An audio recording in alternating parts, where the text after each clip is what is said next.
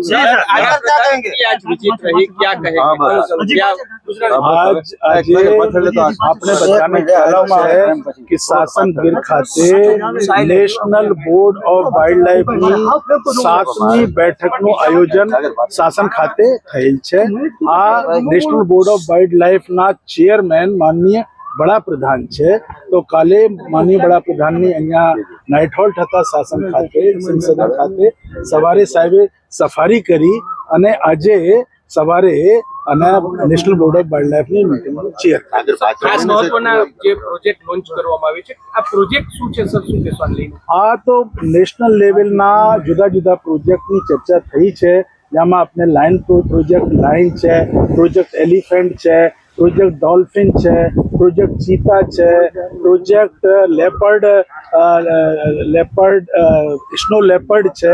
એવા આખા દેશના અંદર જે અગત્યની પ્રજાતિઓ છે એને કન્ઝર્વેશન માટે ચર્ચા કરવામાં આવી છે અને જુનાગઢ ખાતે જે આપણા નવા રેફરલ સેન્ટર જે તૈયાર કરવામાં આવશે એની પણ ચર્ચા થઈ। Sir, project lion Asiatic lion નું આ હબ છે, તો પ્રોજેક્ટ લાયન ને લઈને શું ચર્ચા કરવામાં છે, આગળ વિશેષ શું એમાં પગલા લેવામાં આવશે? પ્રોજેક્ટ લાઇન તો અમલમાં છે જ। માનનીય મુખ્ય પ્રધાનમંત્રીએ 15 ઓગસ્ટ 2020માં ડિક્લેર કર્યા હતા, ત્યારથી ચાલે છે અને બહુ સારી રીતે જે આપણે 674 જેટલા લાઇન થઈ ગયા છે।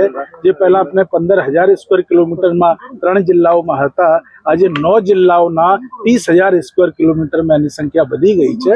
પણ સાહેબને ભાર મૂક્યા છે કે જન ભાગીદારી આમાં બહુ જરૂરી છે, આગળ વધારવા માટે બહુ સારી રીતે ચાલે છે। હજુ પણ જન ભાગીદારીના સાથે આપણે આગળ વધીએ। ઇકોઝોનને લઈને કઈ વાત ચર્ચા થઈ? ના, નહીં, કોઈ ચર્ચા નહીં, એ તો બોર્ડની મીટિંગે એજન્ડા પ્રમાણે ચર્ચા થઈ છે। સાહેબે સિંહ દર્શન કર્યા, શું કીધું? સિંહ દર્શન બહુ સારી રીતે સાહેબને મળ્યા છે અને સાહેબને બહુ સારી રીતે ચર્ચા કરી છે અને બહુ ખુશ છે સાહેબ। માં motor driving, safe and sure driving. Driving એ શોખ સાથે આપની મોટી જવાબદારી પણ છે।